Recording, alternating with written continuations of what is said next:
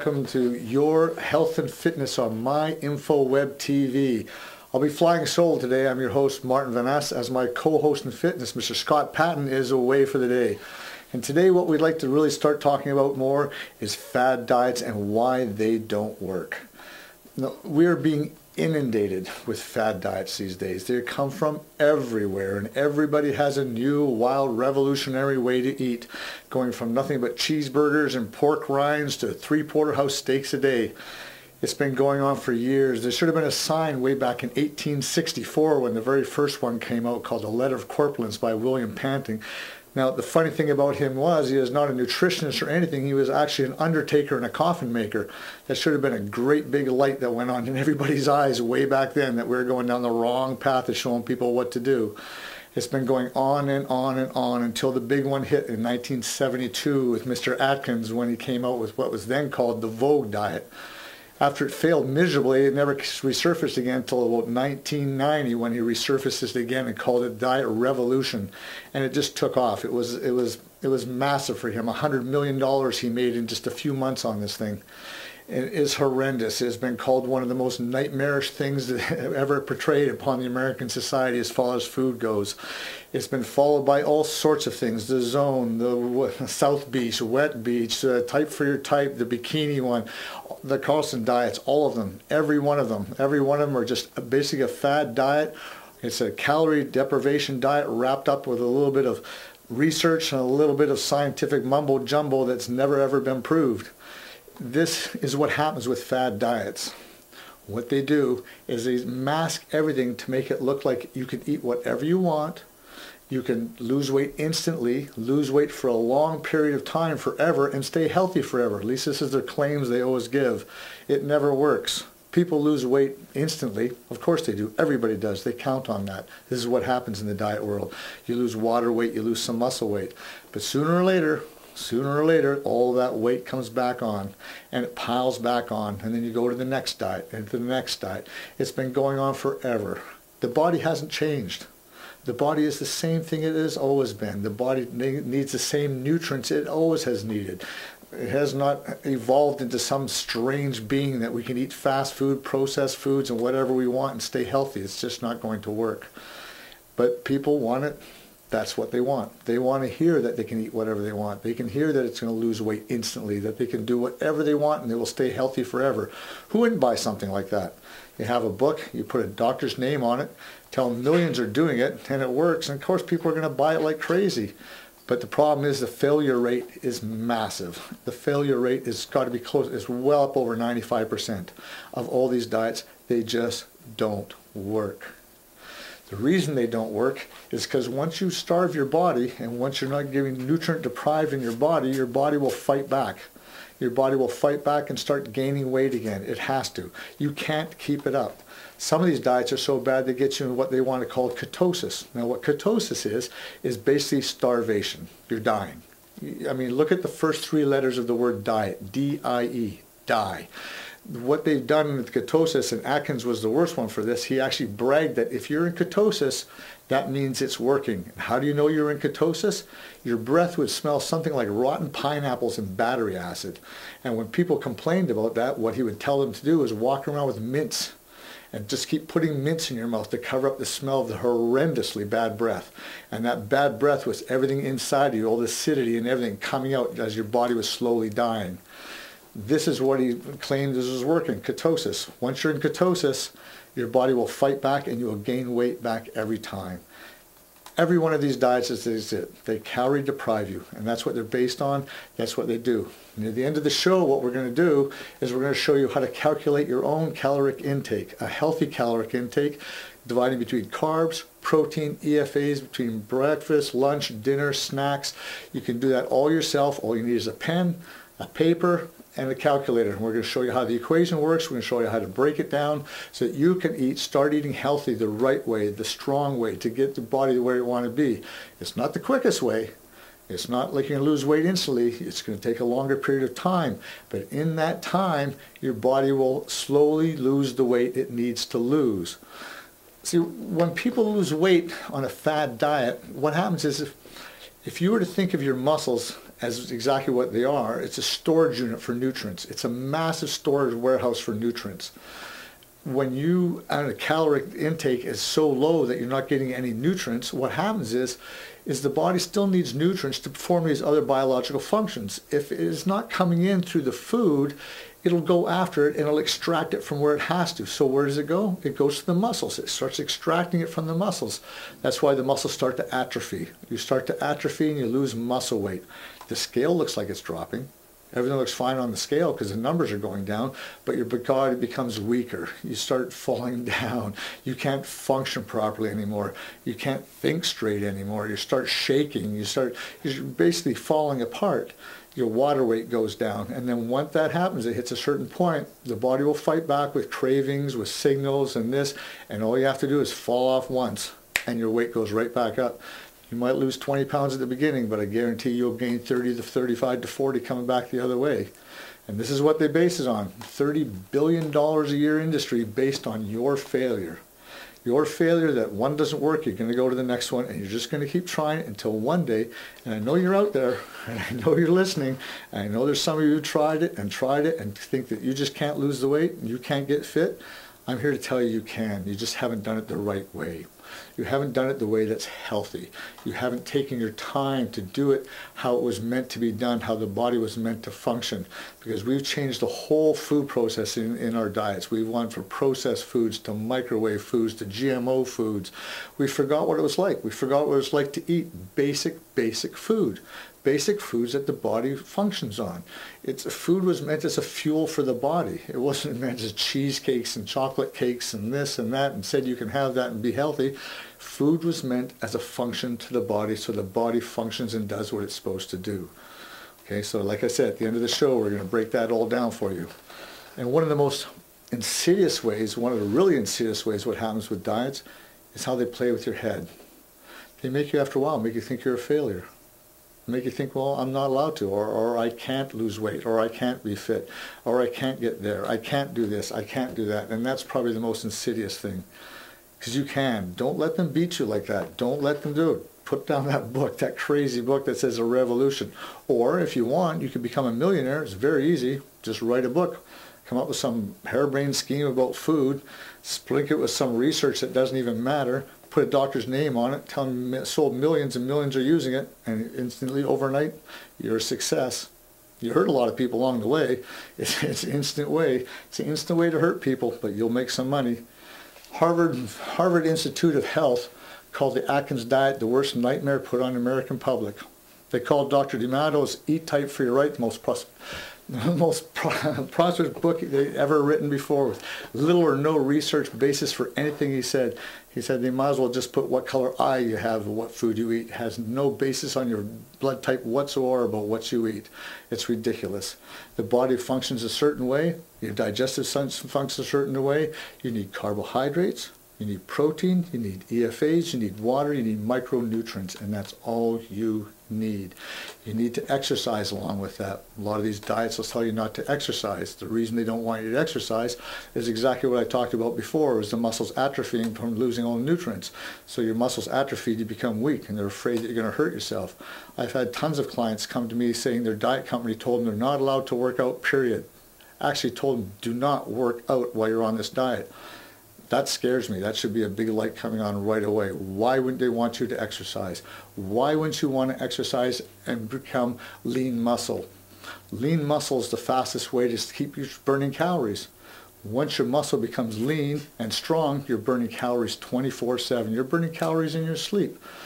To mix exercise and the right food and the right times when you eat it, the right amounts and the right grams to calorie to proteins, this is how it works, and this is how your body functions.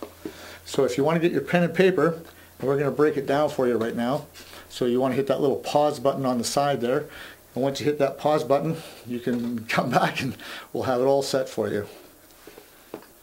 Okay, so we're back. Hope you have your pen, your paper, and your calculator ready, and we're going to show you what to eat, when to eat, and how you should be eating it, okay? So what you need to do first, if you already have your BMI weight, that's fantastic. Use that weight. If you know what you weigh now and you know your fat percentage, which will become your BMI, that's fantastic. Then we're going to use that number for you. If you have neither of these, don't worry. What we're going to do is we're going to play a little game with you. So we're going to go into your mind and we're going to ask you, what is your ideal weight? Now you have to set the goal properly. I mean, if you're 300 pounds and you want to be 110 pounds, it's just not going to happen right away. We need a realistic goal. So close your eyes for a second, figure a realistic weight where you feel good and where you feel healthy. We're going to use that weight for you. Okay?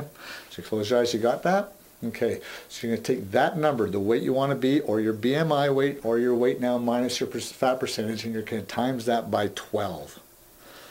Take that number and write that number down in your total caloric intake. You'll see in our example, we took a 130-pound woman times the 12 is 1,560 calories a day. Now most fad diets would take that down to about 1,000, and that's starvation. You can do that for a while, like I say, but you can't maintain it. It's impossible to maintain that. That's why the failure rate is so high. You can't live on that. Your body still has to function in all its ways. Okay, so now you've got that number. So your body weight minus your fat percentage, or your BMI, or your desired body weight times 12.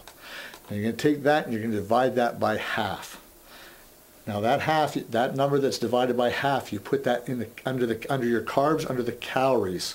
As you can see, we did 1560 divided by 2 is a 1780. You take that number, divide that by 4. 780. 780, yeah, 780. And divide that by 4. That'll be the grams. That'll be your grams. This is for what we're going to do is we're going to show you how to weigh it. You're going to start weighing out your food. You're going to weigh out your food. It's a pain for a little while. You're always weighing your food all the time until you get eyeballed. And what this is, and what this does, is it conditions you to do portion sizing, which a lot of diets don't talk about. They don't talk about the portion sizes. They say you can eat all what you want, when you want, whatever. What it comes down to is portion sizes and how much you're taking in each time.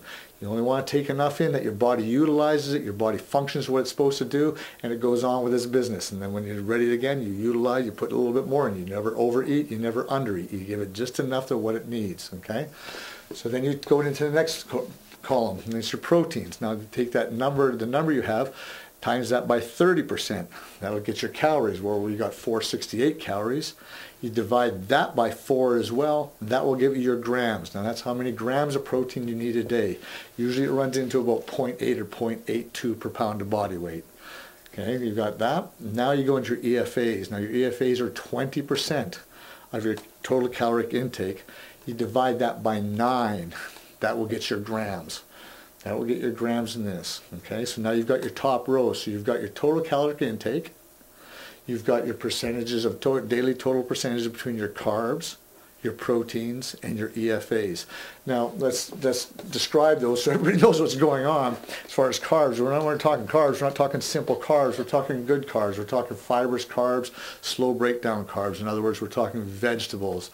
Fruits is a simple carb, but it's still a carb, simple carb that you need.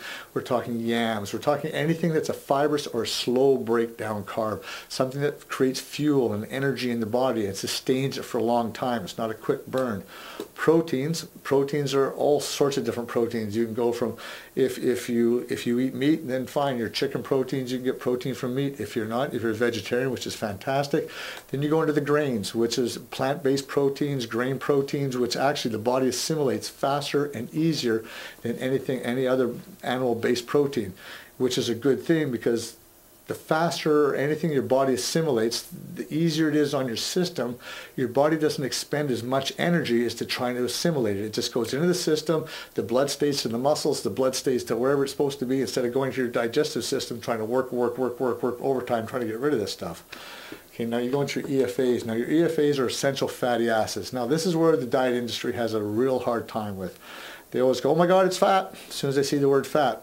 Your body needs essential fatty acids. It needs it to do all sorts of functions, and what they discover now is essential fatty acids actually metabolizes the bad fat. So your body needs fats. It needs fats for cushioning, it needs fats for all sorts of functionings, but it needs good fats. Fats, again, that the body assimilates and the body uses on a body-friendly basis. That's EFAs. Now your best EFAs are raw nuts, seeds, walnuts, almonds, sesame seeds, pumpkin seeds, chia seeds, flaxseed, things like this. This is your EFAs. Very important thing that you need this. You have to have all three. Now along, of course, with all this, you're doing water. Now water is usually about about, well, you go an ounce per body weight, half an ounce per body weight. If you do half an ounce per body weight, you'll be fine. That'll give you enough hydration to keep going. Along with this, you need your micronutrients and vitamins, supplements, things like this. Okay. So now once you have that top rope, and now we got to break it down to the days, because you don't want to pound. You got to know when to eat and how much to eat. So first we go into breakfast. Now breakfast is pretty easy. Just breakfast, just run 20% right across the board. It's pretty simple, really. You know, it starts to get more and more simple as it goes. Now breakfast, now your snack should be about an hour and a half to 2 hours in between. So if you say you breakfast at 7:30, your first snack would be at about 9 o'clock. This is a snack that gets you through the morning. If your breakfast consists of enough carbs and everything, like I would suggest in the breakfast, quinoa, anything grains like that, will sustain you through the morning. Now I know a lot of people out there, and I know a lot of you don't like to eat breakfast. You like to get up and have a cup of coffee and get on with your day. But here's the problem with that. If you go to bed at 9 o'clock at night, and you stuck to your diet, you didn't have anything after 8, so really your last meal was at 8 o'clock, and you didn't get up until like 6:30, 7 the next morning, and you didn't get a breakfast, and you didn't eat anything until lunch, you're into 10, 11 hours of having nothing in your body, of not sustaining your body with anything. I mean, it goes way back to your mother used to say, breakfast is the most important meal. It really is. I mean, you've been laying in bed and your body's been using up all the nutrients it has and everything to go through sleep, to go through all the stuff that happens at night, your body changing and everything like that. You need, when you get up, you need to re-sustain your body. You need to supplement it with nutrients. So a good solid breakfast. Now, breakfast isn't cereal and milk and stuff like that. I really would suggest, if you haven't heard of it, it's a product called quinoa. It's a superfood. It's a whole grain. You can make it for breakfast. You can put some almonds in it, where your EFAs would come from. You can put seeds, almonds, everything, mix it like that, put it like that. You can even pour protein on it. You can take hemp seeds, which is an amazing protein. You can take hemp seeds and put it on top of that and mix it all up in a nice bowl and weigh it and eat that. What you'll find, and what my clients have found once they started doing it, is they can't function in the morning now without breakfast. Where before they used to get up and have a cup of coffee and go to work and not eat again until almost 11, they can't do it anymore. They're so used to now, so feeling good, so feeling so great when they're leaving the house, that they got so much energy from eating exactly what I just described, that they can't function anymore without it. So it's a really good idea. If you want to write that down, it's Q-U-I-N-O-A, quinoa. You can find it, should be able to find it at any store. It used to be just a really kind of a clicky little health store thing now, but it's last couple of years, people have found out it's everywhere now. So people are talking about it all over the place. Been professing this stuff for 6 years and everybody's all over it now. So it's called quinoa, okay? So if you're snack, then about an hour and a half later, you want your first snack. Now snacks are very small, 8%. What they are is just a little tiny little thing just to get you through it. It's just pure nutrients. Pure nutrients. Just so snacks of carbs would be some raw vegetables, a little bit of protein, and some nuts and grains. Just something like that would get you through to lunch. What you need to do is you just need to keep feeding your body enough that it sustains itself, and it always keeps sustaining itself. Here's the technical part. Once it sustains itself, there's a hormone called leptin that goes into your bloodstream.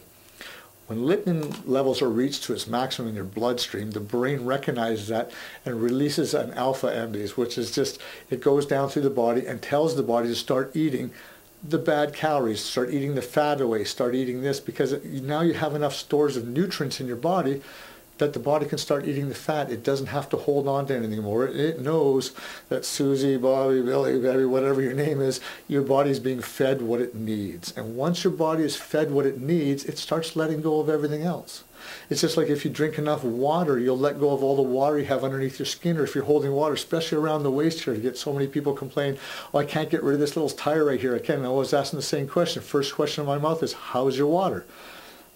9 times out of 10, it's not enough water. If you don't drink enough water, your body will hold on to water to survive. If you don't eat enough nutrient-dense foods, whatever nutrients the body can pull from other stuff, it will hold on to, because you're not giving it enough to sustain itself, so it needs to hold on to stuff to live. It's just a survival mechanism of your body.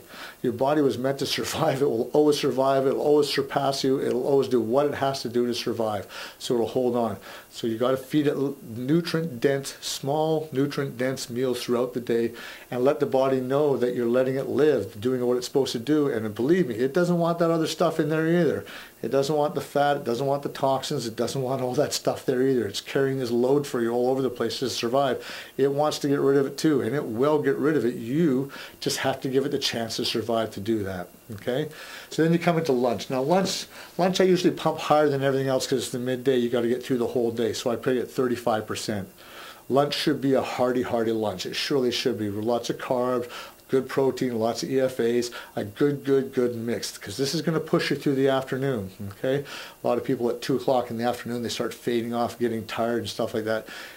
If you go out, you see these people go out at lunchtime from work and they eat some greasy lunch or something like that.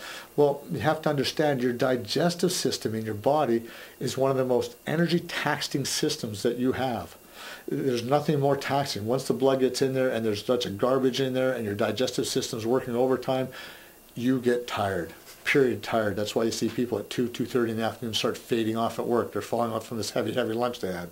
So what you want to do is you want to eat a nice, clean lunch with good nutrient-dense foods that your body, again, like I keep telling you, like I keep repeating over and over, I hate to sound redundant, but as I keep telling you, you need to feed body-friendly food so that your body takes it in, uses it. You don't have to expend all this excess energy to digest it. You just move on with your day and you keep on going, and then you're going to find out when you're doing this, combined with the right amount of water intake, that you get through the afternoon. You're not having those 2 o'clock to 3 o'clock blahs when you feel like you're just going to fall over and die. So at about 2 to 3 o'clock is when you have your next snack. Now the next snack can be exactly like the morning snack, or mix it up. You can do all sorts of little things. Have fun with it. Just use the basic foods and have fun with it. You might all nuts and seeds. You know, again, veggies are still the best thing. Or you might even want, for more simple carbs in the afternoon, just give you a boost. Do a fruit snack. Fruit snacks are amazing snacks in the mid-afternoon. It's considered a simple carb. It's more of a sugary carb, but it gives you a bit of energy, but it's something that the body still uses. Since the dawn of time, people have been eating fruit. Fruit is the basics of everything. It's just, you should always have servings of fruit in there as well. Then comes your dinner. Now, your dinner's sitting at about 25%. It's just a little over breakfast because you're coming into that time where you're going to be going to bed soon and you don't want to be too tired one night. So again, you make your dinner clean. This is where a lot of people will want more like a chicken and a yam with some veggies and some rice and something like a little warmer meal. Something to really emphasize too throughout these meals, you want to try and keep it about 80% raw. So when I'm talking vegetables at dinner, or vegetables when you're having, say, a yam and some chicken and some veggies, try and keep the veggies raw. The food in the raw state is how it was meant to eat. That's when its enzymes are the best. That's when you get all the nutritional value out of it. That's when it's at its best. That's when it's at its peak. Once you steam or once you cook the veggies, they're dead. You've killed everything. It just becomes a dead food. And there's some nutrition base to it, but you've killed it. Most of it went off in the steam. Most of it went off into the water that you boiled them into. So you want to stay raw. A lot of national average say 50%. I like to call my clients 80% raw. 80% raw food. This is what your body wants. Your body uses it. You'll love yourself for it if you do that. Now your late night snack, that's the lowest snack, 5%. You don't really want to do this anywhere more than 8 o'clock. If this is purely for weight loss, you don't want to do this any later than 8 o'clock. And you want to keep it light, very light, because the last thing you want to do is go to bed the same thing as before, heavy digestive. If you're trying to digest too much food and you're trying to go to sleep at night, you're going to get not a very restful sleep. It's restless sleep at best, because your eyes will be closed, you'll be laying there, but your body, again, is using so much energy in the digesting of the food, and the blood's going, that the sleep is it's just not there. You don't even get your alpha state. It's just not there. Okay, and then when you start eating like this and your body starts functioning, you're going to find when you wake up in the morning, you're going to be hungry. This is what I'm talking about. You're going to be hungry. You're going to want to hit it again. And each day you keep doing this. Each day you keep feeding it more nutrients. Each day you keep feeding it better and better and better. Pretty soon the fat starts to go away. What will happen is a slower thing, because in a fad diet, what they count on is when water weight and muscle weight it goes fast. So the weight scale drops quick. This way, the weight scale doesn't drop as quick, but what you'll find is as your body image starts to change, you feel a little stronger, you feel a little healthier, you're moving around, you're thinking clearer, stuff like that. And given time, you become healthier and down. If you go consequential thinking, on that same piece of paper, down on the very bottom, put a dot, put one line going up, one line along the bottom. Put the line going up, go fad diets, and just keep trying fad diets. And if you've been on a few of them, you'll know what I'm talking about. You've been on 2 or 3. I've had clients that have been on 3 and 4. I have one client, like I said before, she dieted herself for 430 pounds. She actually had to have her gallstones removed because one of the diets was so bad. Go that way. And then at the bottom, go the way we're talking about here, a healthy way to do it. It's a slower process, but you know what? At the end of this line, 3 years and 3 years, 2 years and 2 years, a year and a year, all those times are going to come in your life. You can't stop it. It's all going to happen if you start now and do this a healthy way. Eat like this, splatter in the exercise, keep your water uptake, get rid of, if you can, get rid of the caffeine. I mean, if you really want caffeine in your diet, then you have to have your morning coffee. Then I would say up your water a little bit more. It takes 8 cups of water just to become neutral because of 1 cup of coffee. So if you're going to keep your caffeine, up your water a little bit more. Stay clean with this food. If you want, we could have put a source, but it's very easy to go on all sorts of sources for foods. Look up good source foods for carbohydrates, good source foods for protein, good source foods for EFAs. Look for the rawest ones. Look for the organic ones. Look for the best ones. If you're going to eat chicken, please look for free range or free run chicken, anything like that. The chicken you get that's not free run or free range is pretty well dead chicken anyways. You're not getting anything out of it that anyways. Do yourself a favor. Stay on this. Just stay on this. You've got an amazing gift, this body of yours. It's crying to be healthy. It needs to be healthy. It craves to be healthy. All you need to do is just eat properly. Feed it what it needs. Go out and move it. Your body wants to move. It wants to exercise. It wants to move around. Move it. Let it do what it was meant to do. Feed it. Give it what it was meant to do. Stop that whole program in your head that you're overweight. Stop this program in your head that you can't lose weight. Stop this program in your head that you can't be healthy. You can be. Everybody can be. Everybody can. You have to change the way you think about yourself, change the way you eat properly as we just showed you, use those guidelines, play around with it, play around with the food, and make sure it's all good food, keep the weight. Once you learn how to keep doing the grams to calories, pretty soon you'll look at portion sizes and you'll know what we're talking about portion size. A real quick trip on that, go to your kitchen, grab those big dinner plates, box them up, wrap them in tape, put them in storage. Use just the little tiny plates because that's about all you're going to eat. It's little tiny. That's all you need when it's nutrient dense. You don't need a whole lot. You just need tiny little portion nutrient dense meals. So stay on that. Do yourself a favor, do your loved ones a favor, do your children a favor and get them starting to eat that way now and watch the difference in everyone. I'm Martin Van Nuss, and you've been watching your health and fitness section on My Web Info TV. And stay tuned because in the future we're going to take this to the gym. We're going to take this to the gym, we're going to start showing you some exercises that you can do at home. We're going to start giving you little sequences that you can build the exercises on top of what we just showed you with food. Okay? So take care, be healthy, and we'll see you next time. That's it Bye-bye. for today's show. We hope you got some useful information that will help you in your day-to-day life. If you have any questions on this week's topic, feel free to contact our guest directly by email, which is shown on the left of your screen. If you have any suggestions for future shows, we'd love to hear from you. So until next time, keep on learning.